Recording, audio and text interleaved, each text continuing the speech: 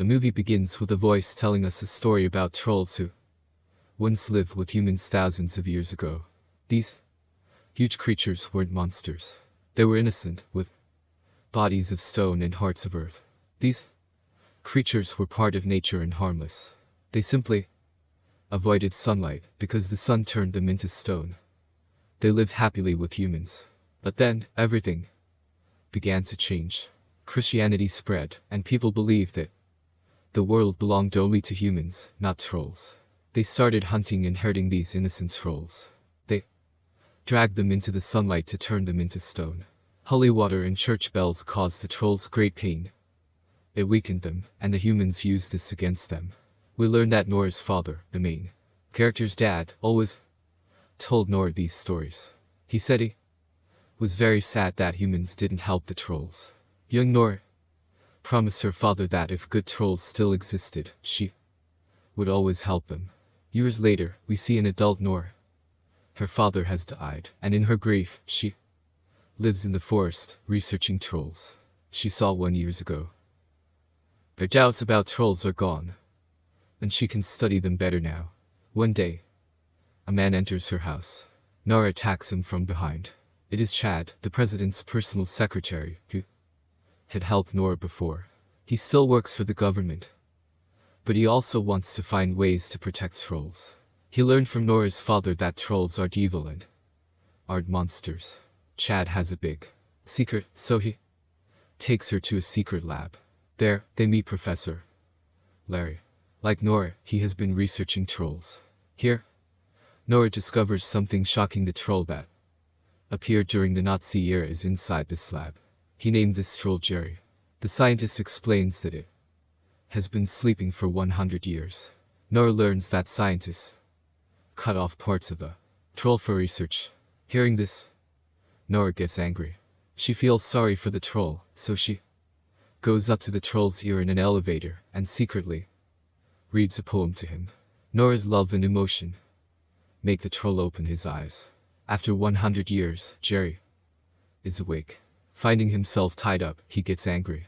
He destroys the whole lab and throws Nora's elevator. However, Nora survives the fall. The troll frees itself, breaks out of the lab, and destroys everything. He ignores cars, humans, and homes. He walks forward, crushing everything. We see a party where children are playing.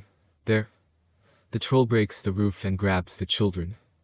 Unlike other trolls, this one is dangerous. Nora and her team hear about this and decide to stop him.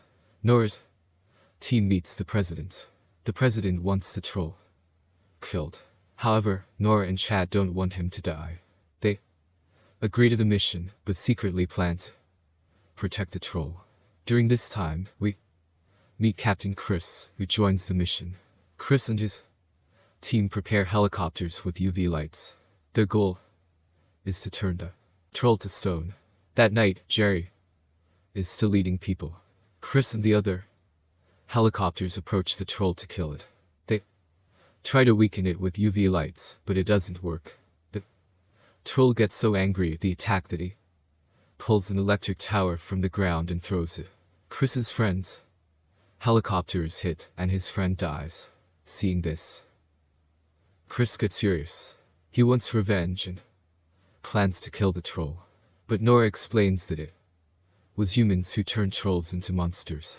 Everyone asks what to do. Nora says, I have an idea. She takes everyone to a large cave. There, they learn there is another troll besides Jerry. This troll is kind and met Nora years ago. She has visited him many times. He is a good friend, and now she wants his help to stop Jerry. Nora tells them the truth.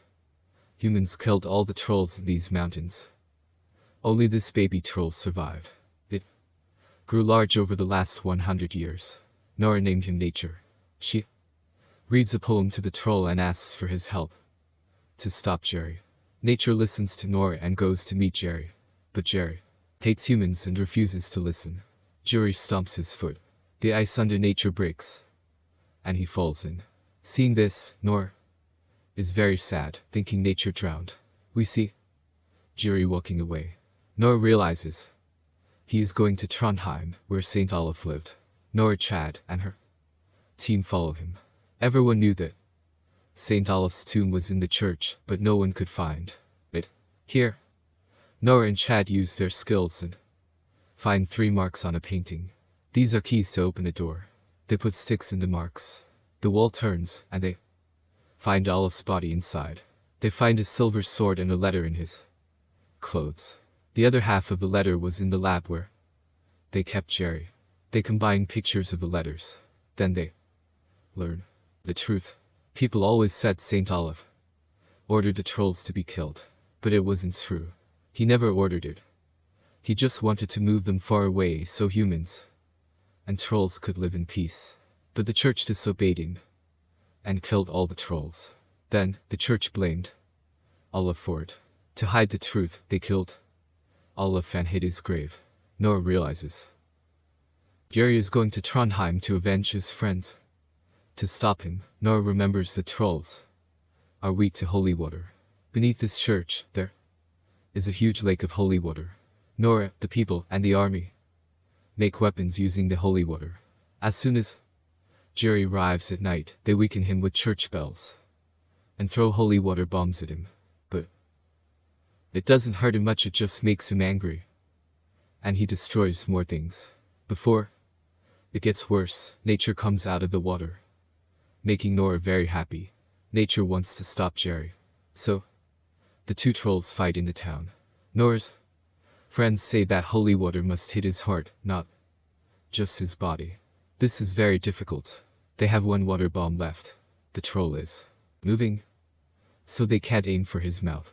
Chad decides to sacrifice himself. He plans to jump into the troll's mouth with the bomb. Everyone is sad, but it is the only way. Chad takes the bomb and jumps from the helicopter towards Jerry. They try to put the bomb in Jerry's mouth, but fail at first. Chad calls his wife to say goodbye. He tells her to tell their baby that he loves her. Then, he drives the bomb directly into Jerry's mouth. It explodes. A light shines in Jerry's heart, and his body crumbles. Meanwhile, nature grabs the heart and throws it away. Jerry dies, and the team wins. However, Nora and the team are sad about Chad's death. But humanity is safe. In the final scene, we see a scene months later. Chad's son is born. The team visits Nora's house. Suddenly, they feel the house shaking. Nora looks out and sees nature approaching. It turns out that humans know the troll is not an enemy. It even helps people. It doesn't hide anymore, but lives freely. Trolls and humans are friends again. No one knows how long it will last. We see a professor keeping a small troll in a lab where it is growing. The movie ends with no idea what he will do with it.